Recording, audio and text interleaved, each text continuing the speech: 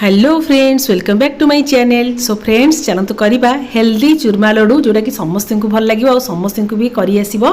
तो ये चूरमा लड्डू करने गोटे कप बेसन, गोटे कप अटा आ हाफ कप आम नहीं बड़ दानार सुजी, किंतु ये फाइन सुजी जमा यूज हेनी, बड़ दानार सुजीटा यूज हे।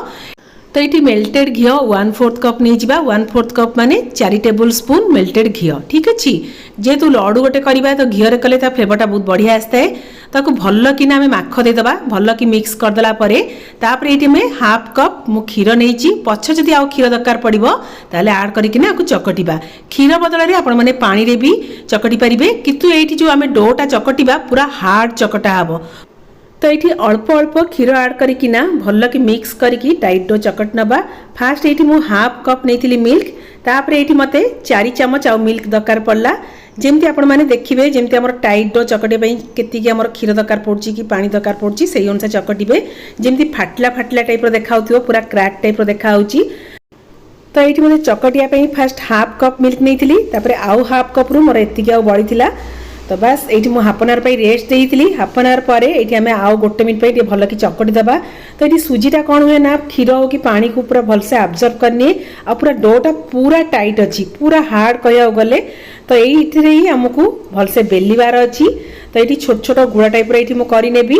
तो आपण मन लगुव एत टाइट डो बेलिले काले फाटीज, फाटिले भी किसी असुविधा ना, आम एमती बेलिकिना केमती आराम से तावारे सेकी पारिबा। ठीक अच्छे। तो ये देखु एमती छोट छोट टाइप एमती गुड़ा करना बेली नवा। बेलिले देखुवे चारिपट एमती फाटी फाटी जाऊँगी, तो बारंबार ताको उठेबेनी, एमती बेलना पटा बुले बुलेकिना ताको बेली नेबे। ठीक अच्छे। तो ये बेलिला बेले बेसी मोटा रखिबेनी, मीडियम पतला रखिबे। तो ये छुरी साहाय्य एमती भितर एमती आराम से आम काढ़ी आनिबा। एबे गैस लगेबा, गैस फ्लेम पूरा लो करदबा, तावा बसैबा। तावाटा भलसे गरम होला परे ये आम छोट छोट रुटी टाइप करी सेकी नबा। तो चेष्टा करेंगे छोट छोट गुड़ा करना छोट छोट रुटी करेंगे, जमती आमको इजी हम बेलियापाई आउ छुरी रे आम आराम से काढ़ी पारिबा। जिते बड़ करवा से कौन हम ना आमको बेलियापाई आउ ता द्वारा माने छुरी रे काढ़िया टिके डिफिकल्ट हम।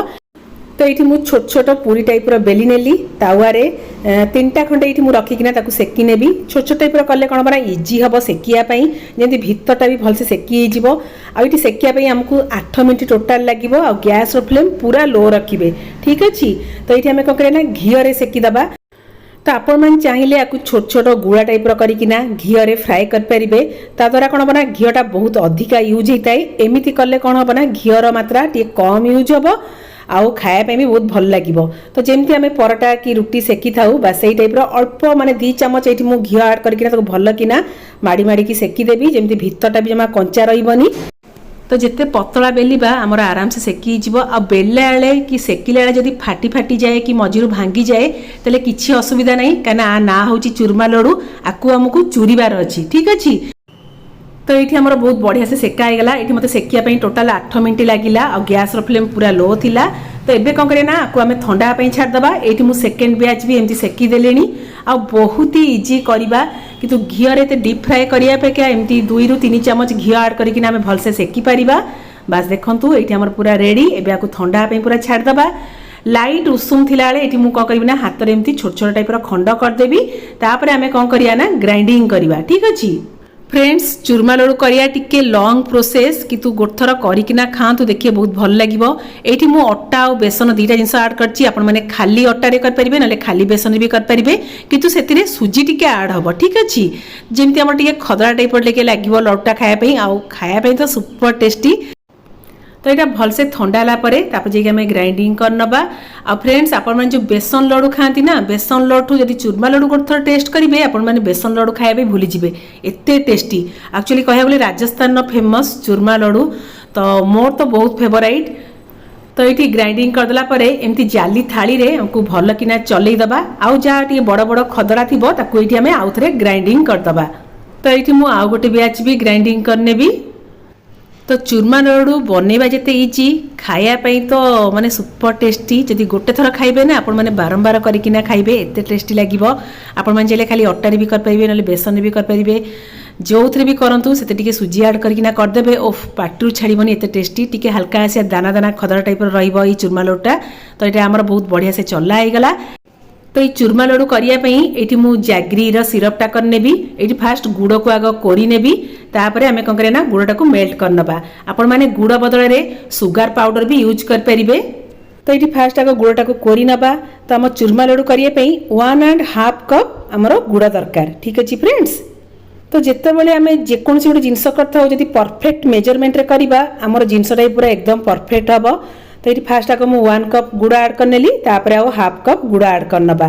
तो ये गुड़टा को मेल्ट करने 1/4 कप पानी ये आड कर नहीं माने 4 चमच पानी ये आड कर नेली। तो ये आमको गुड़र कौन पाग करिया नहीं कि गोटे तार कि 2टा तार किसी करिया नहीं खाली गुड़टा को आमको मेल्ट करार अच्छी। तो ये गुड़ बदल में आपण मैंने सुगार पाउडर भी यूज कर पारे चीनी को टी ग्राइंडिंग करदे सुगार पाउडर आमर हो। तो ये चूरमा लड्डूटा आमर सुगार पेसेंट मैंने भी आराम से खाई पारे आउ हेल्दी भी जेहेतु गुड़ आड घी आड बहुत ही हेल्दी। लास्ट टिके गुजराती गुंड आड करदबा जेकोसी आम स्वीट जिनस करथाउ से गुजराती गुंडा निहाती भाव आड करथाउ 2 चमच घी आड कर नबा जेमती लड्डूर टेस्टा आहरी अधिका बढ़िया लगे। बास एबे कौन करें भल कि मिक्स करदबा। एबे यही आमर जो जैगरी सिरप को टिके ठंडा छाड़दबा माने लाइट उषुम थी जे आम मैंने यूज करवा। ठीक अच्छे। तो ये आमर गुड़र सिरपटा लाइट उषुम अच्छी ये टाइम बेले आम जो चूरी की रखी थे तो तापर ये आम आड करदबा अल्प अल्प करके आड करेंगे एकाले आड करें। तो ये जो जैगरी सिरप को ये जो आम चूरी की रखते आ सहित भल कि मिक्स करदबा।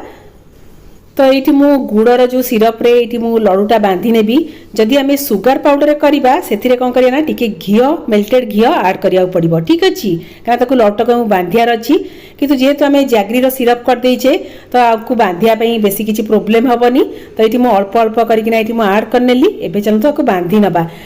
तो ये लाइट उषुम थी आमको लड्डूटा बांधार अच्छी आ पूरा ठंडा हो गला आम कौन करें लड्डूटा को बांधि पारानी। तो ये लास्ट टिके ड्राई फ्रुट्स ये मुझे आड कर नेली जमी लड्डूटा खायापी बहुत टेस्टी लगे। ड्राई फ्रुट्स ये ऑप्शनल जदि थी आड करेंगे ना स्किप करदे। ड्राई फ्रुट्स को घी में भाजीदेवे तापर हल्का से दर्द टाइप चूरी देवे। ठीक अच्छे तापर जाकि आड करेंगे। तो ये मुझे आलमंड आउ काजू को टिके हल्का से भाजी देती दरदर टाइप हेमदस्ता छेची देती तापर ये मुझे आड कर नेली। तो ये देखो केमती आराम से बांधि ये लड्डू करिया बहुत ही इजी। आदि गोटे थर ये लड्डू खाइबे आपण पार्टी छाड़बनी एत टेस्टी। तो राजस्थान तो जीवा मुस्किल किंतु राजस्थान लड्डूटा आम घरे तैयारी करके खाई परिबा ना कौन फ्रेंड्स मु ठीक कहूँ ना। तो आम तो बेसन लड्डू खाइचे किंतु एमती थे राजस्थान फेमस चूरमा लड्डू करके खातु देखिए ओफ बेसन लड्डू खाए भी आपण मैंने भूली जिबे। तो ये लाइट उषुम थी ये मुझे छोट छोट टाइप लड्डू ये मुझे करनेबी तापर मुझे देखा आमर केते सुंदर देखा हेल्दी चूरमा लड्डू। तो आज स्पेशल हेल्दी चूरमा लड्डू लाइक करने जमा भूलें सांग मानू शेयर करेंगे आदि चैनल नुआ आईथे ताले कौन सब्सक्राइब करने जमा भी भूलें। तो ये लड्डू गुड़ा बांधिबा बहुत इजी आदि सुगार पाउडर आपण मैंने यूज करना लड्डूटा करेंगे तो से मेल्टेड घी आड करना लड्डूटा बांधे। ठीक अच्छे ऑलरेडी मो चैनल अच्छी चूरमा लड्डू सुगार पाउडर देकिना मु केमती करची आपण माने जाइकिना मो चैनल जाइकी देखि परिबे। ठीक अच्छे फ्रेंड्स। तो देखंतु केते सुंदर देखाउची गोल गोल चूरमा लड्डू हमर। सो फ्रेंड्स मु रहिली सेति पंत tata bye bye love you all bye bye.